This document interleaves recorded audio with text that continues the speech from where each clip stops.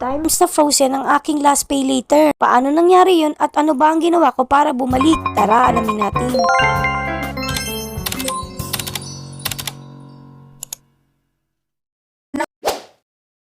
Ito na nga, nung nakarang buwan kung maalala ninyo ay nagkaroon ako ng frozen na Lazada Pay Later. Kahit anong item ang bilhin ko dito sa Lazada Pay Later ay hindi ko siya magamit. So, ang ibig nga sabihin nito ay na-frozen ang aking Lazada Pay Later. Nag-delay kasi ako ng 3 days na pagbabayad sa Lazada Pay Later para nga malaman ko kung ano ang mangyayari kapag na-delay nga ng payment sa Lazada Pay Later. At ayun nga, ang mangyayari ay mapafrozen ang inyong Lazada Pay Later at hindi siya magagamit. After 1.5 months ay nag-try ulit akong pili sa Lazada Pay Later pero ganun pa rin, hindi pa rin siya. So, ang ginawa ko ay nagbayad na muna ako sa aking Lazada Pay Later. Nung nagbayad ako ng bill ko for the month of July ay ayaw niya pa rin gumana. Pero nung nagbayad ako for the month of August, nitong September lang ako nagbayad ng 625 ay nagulat ako kasi nagkaroon na nga ako bigla-bigla ng Lazada Pay Later, which is hindi ko talaga in-expect kasi nga akala ko hanggang ma-fully paid ko na yan. Nagtry ako nung gatas. Tapos yan, nagulat ako kasi meron na agad Lazada Pay Later dito sa select payment method.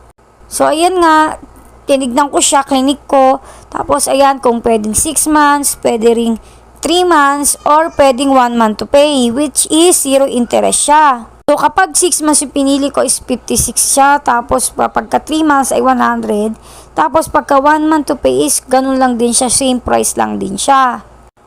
So yan, kinonfirm purchase ko na siya. Tapos ayan, nung i-check out ko na siya is, nag-redeem muna ako ng coins kasi meron pa akong coins, sayang din yan. Tapos nakita ko rin na meron akong voucher na 50% cashback. So 80 pesos yung makukuha kong cashback.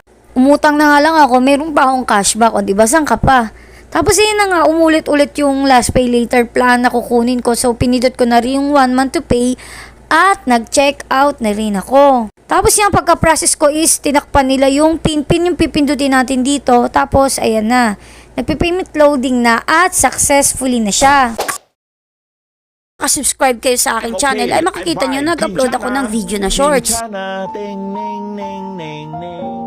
Sinasabi nga dito na ang aking last pay later ay frozen hanggang December 2, 2024. Di ako mapakali kasi nga halos 1 taon ko siyang iintayin bago ko siya magamit. December 2, 2023, o-order lang dapat ako dito sa Lazada. Tapos nung gagamitin ko na siya as payment is, yun nga, na-frozen na siya.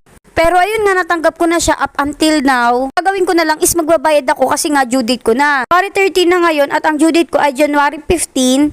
Kaya magbabayad na ako. So dito ay medyo hoping ako na sana mawala na yung pagka-frozen niya. At sana bumalik na siya after kong magbayad. Pero ayun nga, titingnan natin. We'll see kung talagang mababalik siya. Tapos ayun nga, magbabayad ako na sobra. Pero bawal pala yun. Kailangan ay exact amount lang or yung partially payment lang.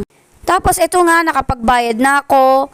Gamit kong payment is GCash. Tapos ayan, titignan natin kung mawawala na yung pagka-frozen niya. Ayan, nagbayad na nga ako. Tapos ito na yung parang resibo na katunayan nagbayad na ako sa Akulako. Tapos ito, titignan na nga natin. Tapos ayan, nawala na nga yung pula na nasa taas na naka-indicate na December 2, 2024 ko pa siya pwede magamit. So ito, bilang di tayo madaling nagtitiwala. So, itatry natin siya i-check out or itatry ko mag-check out gamit yung last pay later ko kung talagang gumagana na siya. Tapos ito nga yung gusto kong itry, itong ribbon na to, kung talagang pwede na siya. Pero yan, makikita nyo na agad sa select payment method na meron ng last pay later at makakapili na kayo ng buwan, which is ibig sabihin, wala na talaga yung frozen ng aking last pay later. So, ayan, nag-try lang ako. Hindi talaga ito yung ipi-place order ko. So, puproceed na tayo sa talagang gusto ko talagang i-check out. So, ito siya yung itong iron steamer. Nag-select lang ako ng color, which is kulay green, mint green. Tapos, ayan, i-buy now na natin siya.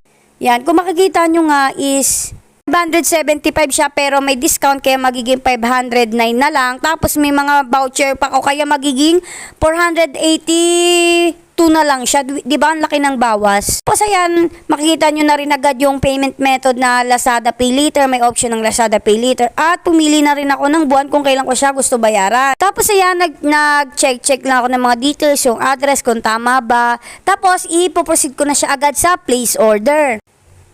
Tapos ayan, pagka-proceed ko is, yun nga, na-approve siya. So talagang hindi na frozen ang aking last pay later. Tip ko lang sa inyo is magbayad kayo ng magbayad. Talaga is may sapat na kayong funds. Dapat halos makalahati nyo na yung funds nyo kasi sa akin 1.5. Tapos nagbayad ako, nagtotal na siya ng 1.1. Kaya talagang gumana na ulit yung aking last pay later at nawala yung pagka-frozen niya. Hindi kayo nalilate payment, yung laging on time kayo nagbabayad. Pero ang baba naman ang lagi nyong iniiwan na credit limit. Siguro isa rin yun sa mga posibilidad na kung bakit laging or may posibilidad na ma-frozen ang inyong last pay later. Dapat hindi kayo masisiro credit limit. Kaya thank you for watching. Yun lang!